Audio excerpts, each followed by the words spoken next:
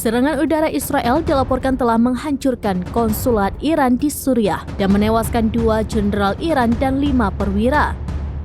Serangan tersebut menandakan peningkatan serangan Israel terhadap pejabat militer Iran yang diduga mendukung kelompok militan untuk memerangi Israel di Gaza dan di sepanjang perbatasannya dengan Lebanon.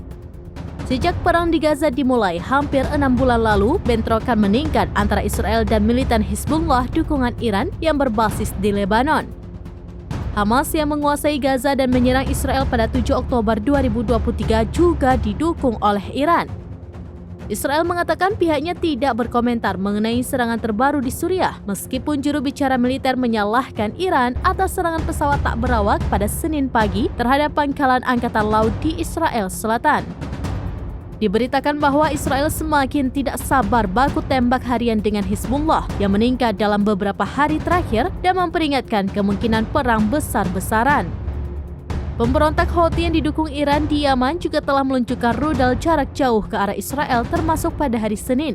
Serangan udara di Suriah pada Senin menewaskan Jenderal Mohammad Reza Zahedi yang memimpin pasukan elit Quds di Lebanon dan Suriah hingga tahun 2016 menurut Garda Revolusi Iran.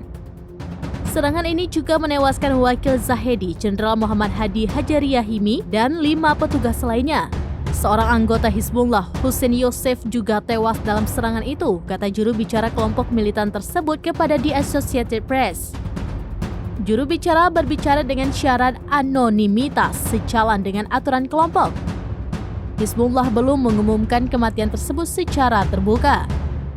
Observatorium Suriah untuk Hak Asasi Manusia yang berbasis di Inggris mengatakan 2 warga Suriah tewas dalam serangan itu.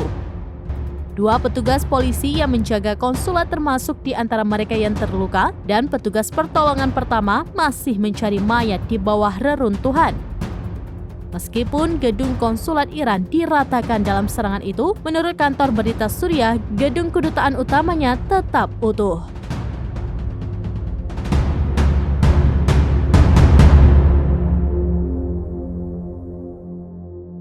Download Tribun X sekarang, menghadirkan lokal menjadi Indonesia.